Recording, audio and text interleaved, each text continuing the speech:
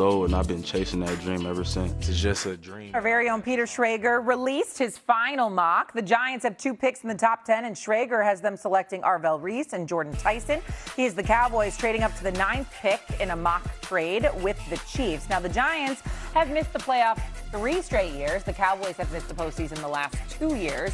So who needs to nail that first-round pick or picks more? Is it the Giants or the Cowboys, Doggy? Oh, it's definitely the Giants because they made the big trade for Dexter Lawrence. So if you trade Dexter Lawrence and you trade him to Cincinnati and you get the 10th pick, you got to get both picks right. I mean, that's just all there is to it. Plus, you got Harbaugh there with Shane. It's a collaborative effort, but Harbaugh is going to be the guy that's going to have to answer to it because we all know he's the final say. I definitely think it's the Giants. They have to come up with 2 good players. You want to go 1 offense, 1 defense? Go ahead. You want to trade down? They don't have a pick between 37 and 105. You want to trade one of those off to get a pick in the 3rd round? Go ahead and do it. But to me, as a sports fan looking at this, and I don't like the Giants or Jets, so I could care less, but the Jets and Giants have 4 of the top 16 picks in this draft. 4 of the top 16. And the Jets with the 2nd pick, they can't get a quarterback. We can give the Jets a little break. Giants have to nail it. They got the quarterback. Do they draft a running back at 5 with Love? Do they draft a receiver? Do they draft a couple defensive guys? Cowboys are down a little bit in the draft. They don't need as much. Giants must ace this draft as far as the Giants control the top of the draft because they got 2 picks in the top 10. And I keep looking at it when you look at Jim Harbaugh and what it is he won with in Baltimore. Great defense. What about Styles and Downs? If you can, John Harbaugh. Did I say okay. Jim? John? What he won with in Baltimore? Why not do something that he is already familiar with walking in day one, having that kind of defensive presence and those kinds of stars you put on the field, and let that go, let that be your strength. I mean, the Cowboys. How'd the Cowboys get involved here? The Cowboys. Huh? Well, in the mock draft, Schrager says he was in pain, so he just wants to take this out on the Cowboys. The Cowboys are irrelevant. They're no more relevant than any of the other, 28 teams. Mm-hmm. The Giants are relevant because they've got 2 of the top 10 picks. Well, I agree with y'all about the Giants, but I will say this. The primary reason I agree with you is because you let Dexter Lawrence get away. Yes. Right? And you traded him for a top 10 pick. You've got to make that count. You're absolutely right, Doggy. You got to make that count. You sit up there and you let go of that dude, even though he didn't have the greatest year last year, only a half a sack and 33 tackles, which were both career lows in his first 6 years in the NFL. The bottom line is that we all know him to be a stud. His teammates certainly didn't want to lose him. You got a new coach that came in there in John Harbaugh, and you know good and damn well that if John Harbaugh wanted to keep him, he would have been there. Now, because of contract issues that he didn't want to keep him, but you know if John Harbaugh wanted to keep him, he would have been there. So the fact that they let him walk out the door, even if it's for the 10th overall pick, is basically John Harbaugh saying, this is my team now. This is the way we're going to do things. And all of those players around him are going to have to capitulate. And he's going to have to buy in. And the reason that's relevant, guys, is because he walked out the door with the belief that he had lost some of the players. Not all of them. You see Likely and others that have come over from Baltimore to the Giants to play for him. So certainly that might be a story that's a bit overblown in all fairness to him.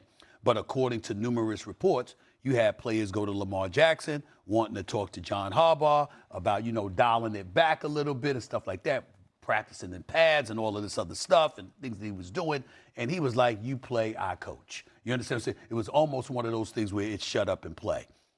To Lamar Jackson, that wasn't the wisest thing. So you connect the dots. You saw Steve Bisciotti, the owner, talking about how Lamar Jackson was going to have to be involved in picking the new coach and all of this other stuff. So you heard all of that going on. So with that leading to John Harbaugh being pushed out the door, him landing with the New York Giants, this transpiring in his first year on the job, his first couple of months on the job, certainly he's got to make that work. But I am not going to be averse to talking about the Cowboys here. I know. You've got the 12th pick and the 20th pick in the NFL draft.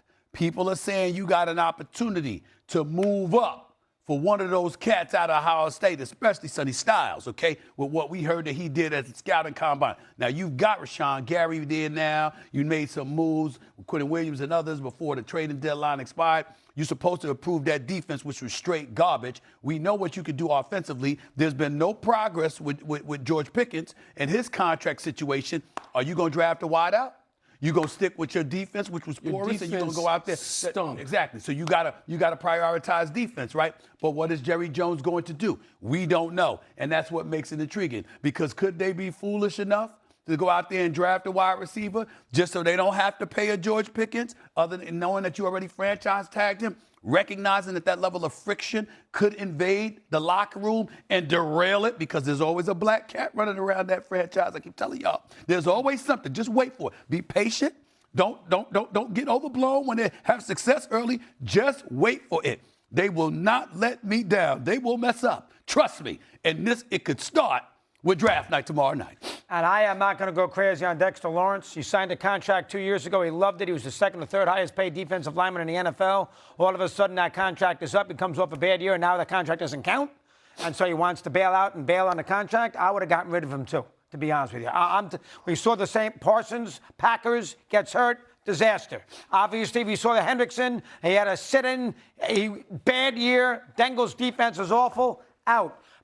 When players sign contracts and then the guarantee is up, and then they realize, hold on now, where's my guarantee money? Right. And then they want to get rid of you and I can't do that. I got a contract here. I can't decide. Ratings are great. Hey, I want to renegotiate. That's true. We just have to dilute what you're saying, because you'll get rid of somebody for bringing the wrong bagel to work. You would. You get rid of anybody. So it doesn't matter. Dexter Lawrence, anybody. It doesn't matter who the hell it is. You'll get rid of anybody. You're going to defend Dexter Lawrence? No. You're damn right I'm going to. Well, he had a contract, Stephen. I understand. Hey, listen. He talked about what he wanted. Owners don't live by the and the owners don't live by this is the National Football League. Yeah. Baseball, basketball, that's different. Not the NFL. I'd be with you. Not the I keep telling him that. I've been telling him that for years. He won't listen. They don't live by any contract. Well, and Dexter NFL doesn't live by contracts. Not to pile on, but Dexter Lawrence had his worst career year last year. Was injured the year before. That's right. So he's coming off 2 bad years. He's like, I need some new. He didn't have that kind of cash surroundings, a little bit of new scenery. Okay, let's go back to the NBA. Who have 2 picks, and let's start with the Giants and Schrager. What are you hearing right now, sitting at 5 and 10? Well, they're the most fascinating team in the first round. They have 2 picks in the top 10, and there's a whole new brass of people who are going to be making decisions with Joe Shane. I'm fascinated to hear what Kimberly Martin has. She's going to be stationed with the New York Giants for the next 2 days. Our friend from Get Up, and Kmart is going to have to tell us who's making the decisions, what is she hearing, and what's the latest out of there. I have Arvell Reese falling 5 to the Giants. If he's on the board and New York can take Arvell Reese, position be damned, I think he's the guy. But I also know they have some real affection for Jeremiah Love if he's sitting there at 5. And I also know they like Jordan Tyson, the wide receiver out of Arizona State. 5 seems too rich for Tyson, but there is no guarantee he'll be sitting there at 10. John Harbaugh, they got rid of Dexter Lawrence. They got that 10th overall pick. The Giants sort of hold the keys here in the top 10. Do they keep both picks? And almost more importantly, Kevin, who's making the picks? Is this all Harbaugh, or is this a Harbaugh, Joe Shane ownership conversation? Fascinating new time in New York with John Harbaugh, a very wealthy man who's got a lot of power in that building. Right, Nick, what's the best case scenario for the Giants and Harbaugh?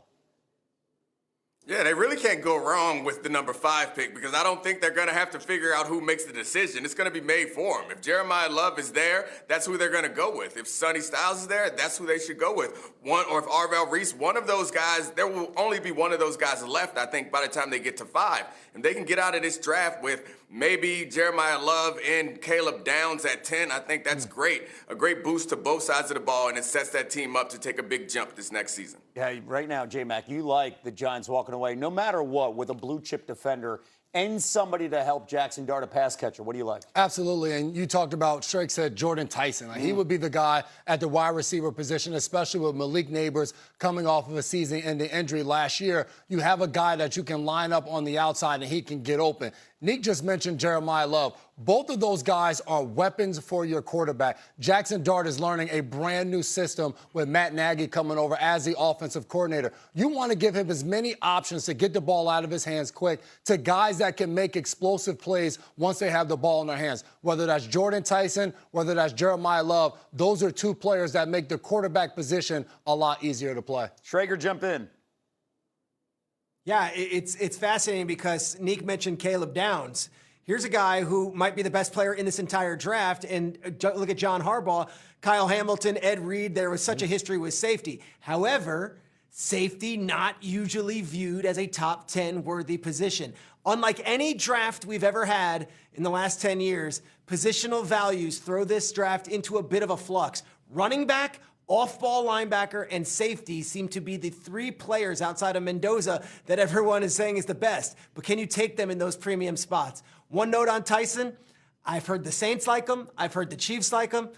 And as we mentioned in the first hour, we've heard the Dallas Cowboys like him. So he might not be sitting there at 10. They might have to make a move back in.